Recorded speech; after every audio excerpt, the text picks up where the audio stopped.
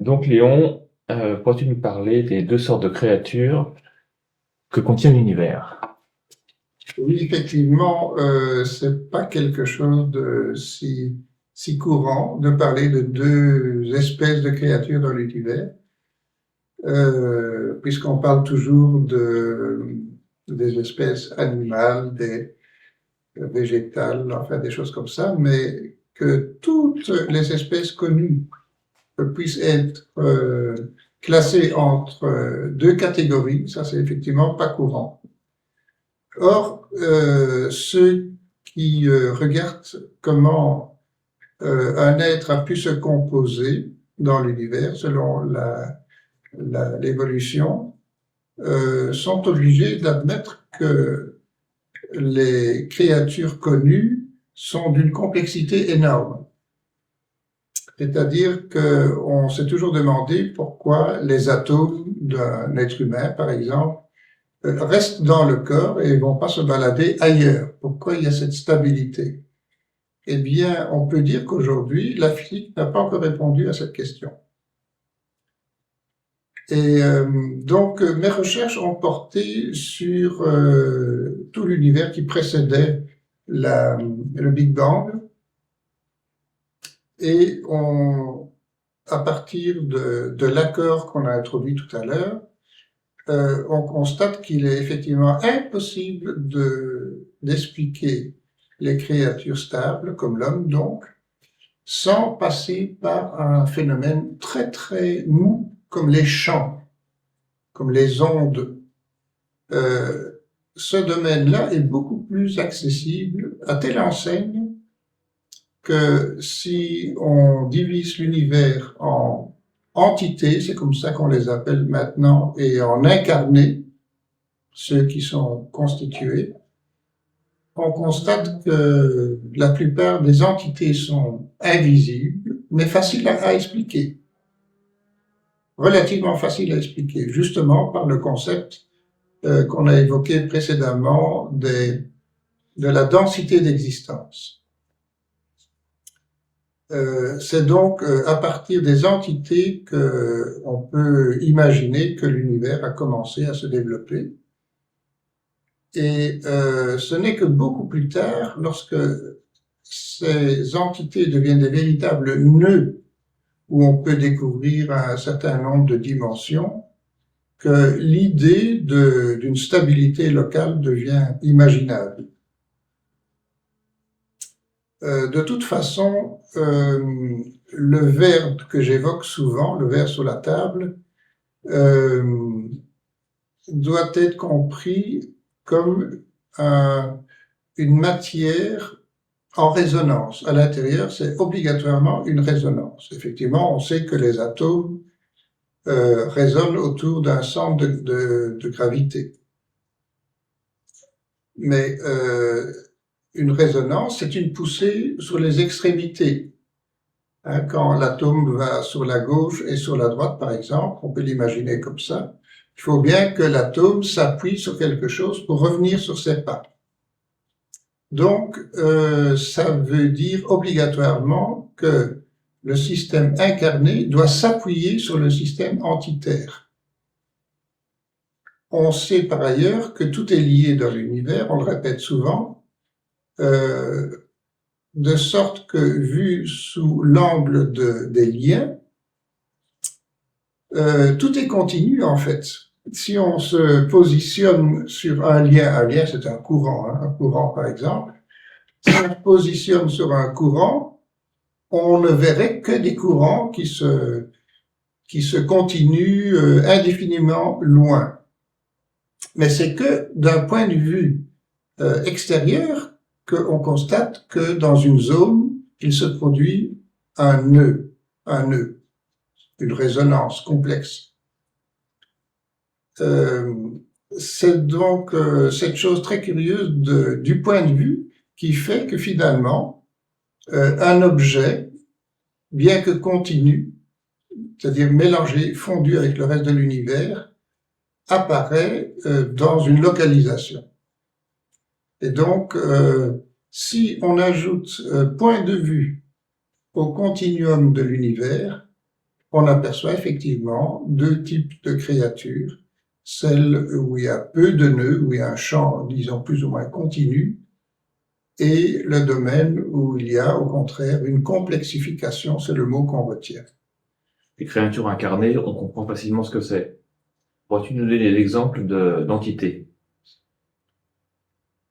Effectivement, les entités étant généralement invisibles, on en parle peu. Mais on connaît tous, par exemple, l'ange gardien des enfants. Les enfants, quand ils tombent par terre, ils se font rarement mal parce qu'il y a une conscience extérieure qui est inconsciente, mais que eux captent très très bien, qui reste très vivace, qui fait que cette conscience extérieure va les faire tourner par terre plutôt que tomber d'une manière brutale sur le sol. Cet ange gardien, nous sommes passés par là quand nous étions enfants, on s'est bien rendu compte qu'on se faisait rarement mal, alors que on joue tout le temps, qu'on fait des culbutes tout le temps. Un enfant n'arrête pas de rouler, de bouger, etc. Il se fait rarement mal, justement parce que sa conscience n'est pas forcément dans sa tête, sa conscience est très répartie, très inconsciemment, mais un peu partout, et en particulier autour de lui. J'ai d'ailleurs fait à ce sujet une expérience amusante, très intéressante, quand j'étais me promener au Togo pendant quelques semaines. J'ai capté dans ce pays une force originelle, parce que là où j'étais invité dans des villages primitifs qui vivaient comme autrefois, encore aujourd'hui. Ce pays ainsi que le Bénin sont deux pays considérés comme les plus magiques de la planète. Effectivement, j'ai pu assister à une expérience avec magicien, avec coq que l'on tue, enfin, vous connaissez ce genre de choses. C'était d'ailleurs passionnant parce que cela s'est fait dans une forêt où commençait la saison des pluies.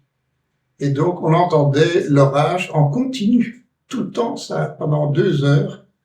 Il ne pleuvait pas encore, mais c'était l'orage qui s'amorçait pendant 2 heures. Et en continu, c'était passionnant. Donc, dans ce pays très extraordinaire, le Togo, je suis revenu de ce pays, et quand j'ai débarqué à Orly, eh bien, je pouvais dire que j'étais capable de raconter ce que j'ai vécu là-bas sur les 3 semaines environ, heure par heure. Ce qui est impossible en Occident. Enfin, moi, en Occident, j'ai déjà oublié ce qui s'est passé hier. Je crois que beaucoup d'entre nous ont la même situation. Parce que là-bas, j'ai baigné de cet esprit archaïque qui est en fait infantile, donc qui vit encore avec une mémoire extérieure, qu'on appelle ici l'ange gardien. Et quand vous avez cette mémoire extérieure, on a effectivement une mémoire énorme. Voilà, ça c'est typiquement donc un exemple d'entité que l'ange gardien. Mais l'entité la plus connue, c'est tout simplement notre pensée. Toute pensée est une entité. Parce que c'est vrai que la mémoire, la tête fonctionne par résonance également, mais la résonance qui est matérielle, disons, et devient entité dès l'instant où elle signifie quelque chose. Entre deux résonances différentes, il y a une signification différente. Et donc, c'est le sens donné par la résonance qui fera une entité. On n'est pas loin, par entité, de comprendre le terme essence en philosophie. Essence égale entité, on peut dire Oui. un peu pas. Oui, c'est en partie vrai. C'est pas général, par contre, parce que l'essence, c'est au-delà de l'objet tout ce qui manque pour faire sa réalité. Et dans l'au-delà de tout ce qui manque, il y a aussi des éléments incarné, concret, mais invisible. Je donne souvent l'exemple de la locomotive du temps des bonnes vieilles locomotives à vapeur. Quand vous êtes dans une gare comme autrefois avec une locomotive au calme ou sur place, bon, c'est déjà impressionnant à voir, mais ça ne correspond pas du tout à cette même locomotive qui arriverait à toute vitesse, à toute vapeur, à côté de vous. C'est comme un monstre. Pourtant, c'est la même machine, mais auquel il faut ajouter la vitesse, mais aussi les peurs, et aussi peut-être les tourbillons dans l'air, et peut-être des choses qu'on ne connaît pas trop, comme des vibrations sur le sol, et des choses comme ça.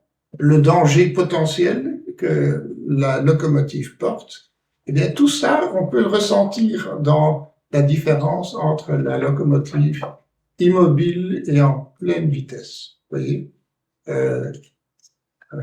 ouais. C'est notre